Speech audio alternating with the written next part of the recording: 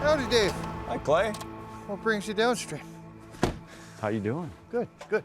Came down to talk to you a little bit about, we're struggling to get our water out. You know, we've got 3 6-inch pumps just dewatering and really not keeping up. What are you doing for dewater? Nothing right now. I don't have any pumps. I'm doing the best I can with what I got. Any ideas on any pumps in town or anybody I could talk to? No, not much. Dang. I've been struggling since day one, 11 years of struggling, yeah. And it's basically like a lake right here that's filled in. The old timers, they didn't hardly do anything in this valley. How late do you guys stay in here? Do you think I could make it to October? You think? There's been times where it starts getting questionable mid-September. You're kidding me. No. In southern Alaska, winter hits early and hard. North of Glacier Creek, the city of Valdez is the snowiest in the United States, with an average of 25 feet every year. 20 miles away, on the Thompson Pass, the record winter of 1952 to 53 saw a snowfall of 81 feet, taller than the White House. No, it'll start freezing up, and sometimes once things freeze, they don't thaw out in the shade. Dang, that makes it a short season. All right, I'm gonna head off. Good luck, Clay. Thanks. I like Clay, he's a good guy. But what really concerned me was, he said some years you gotta get out of here in September because of the snow. That really makes it a short season. That's pretty scary. Right now, the pressure's really on. We've got to start handling the water better. That way, Jason can get down to bedrock, and that's where the good pay is.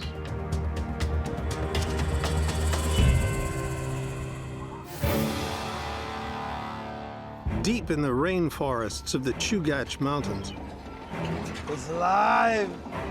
Jason is reunited with the type of excavator he had last season. Woo! Yeah, baby! Man, look at that minor work. I love it. I finally got a decent machine. I got 380 Katie. She's ready for business. I ain't gonna be overheating every truckload. To keep both wash plants running, Jason must dig almost 400 buckets of pay every day. Next step, we're gonna need pumps, though. We're already starting out wet. It's just not ideal by no means. 380 Katie don't like to get her nails wet if she don't have to. Nothing worse than digging gold out of a pond.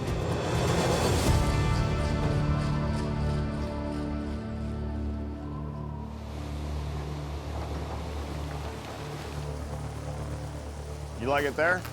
Yeah, you're good. Actually, it's gonna work pretty good. Yeah. The belt. It's smoking. Nathan, we're smoking over here. Hey, bypass! Turn it all the way on, Chris! Bypass! Got the water.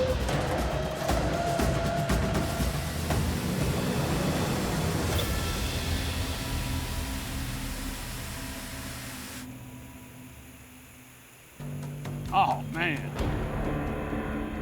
Well, this is steaming. They're good. Huh? We sure didn't need this, did we? No, Chris, we don't. No, look at all the gold in there. It's all the way down to here. See anything down at the very, very bottom? I don't like the way this is carrying down. Those are pretty big pieces. And then a couple pieces down here. I just hope nothing got washed out the end. Wet pay causes a rock to jam a belt in the roach. But if the wash plant is shut down, with the water supply still running, it risks washing the gold out of the sluice, a gold miner's nightmare. Chris, Taylor, when like that happens, I know your first instinct is to call him. First instinct should be open that. Bypass first thing. Very first thing. Bypass first before I stop the plant? Yes, sir. All right. I'd rather have gold. Whenever I see the belt smoking, I see a plant smoking, my first move is to go turn off what's smoking. But, you know, I'll hit the bypass first next time. We make mistakes, there's no doubt about it. But that's okay. That's the best way to learn. If you make a mistake and you learn from that mistake, you won't make that same mistake again.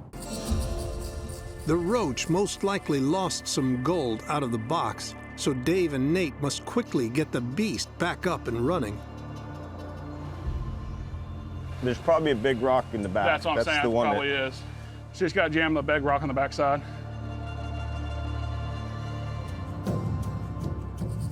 Firing up. Go ahead.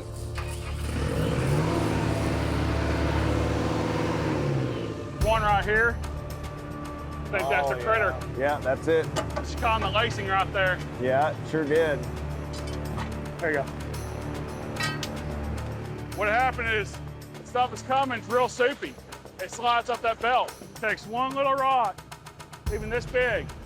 It'll come right down here, skate down, and get caught right in here and stop the belt. All it takes is one little rock. Okay, coming on.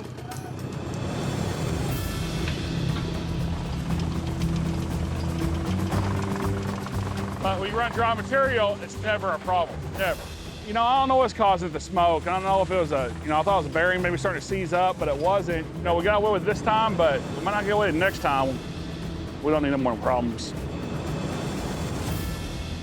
But the Pappy Cut now fills up faster than the pump can drain it, leaving the team with yet more wet pay. Hey, Nate, you got copy, Nader? Yeah, the soup stuff, Jason, I can only run about probably 20 yards an hour. We cannot run soup at all. I'm headed your way. Okay. We have no choice right now. We have wet pay, and now we got to slow way down, slower than we ever ran before. The water is creating such a soupy material, and in order for it to climb, he's slowing the plant down to like 20 yards an hour. Well, that's working backwards when you got the roach, you know. We need to be hitting that 80 to 100 yards an hour. Forced to cut the roach production by 80%, the team runs 2 plants at only 55 yards per hour.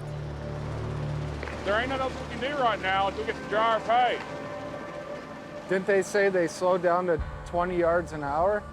That's what he said he could run at. That's what I heard. I don't know for sure. We can't make money doing that. We can't make money at 20 yards an hour. Yeah. This day couldn't get any worse, man.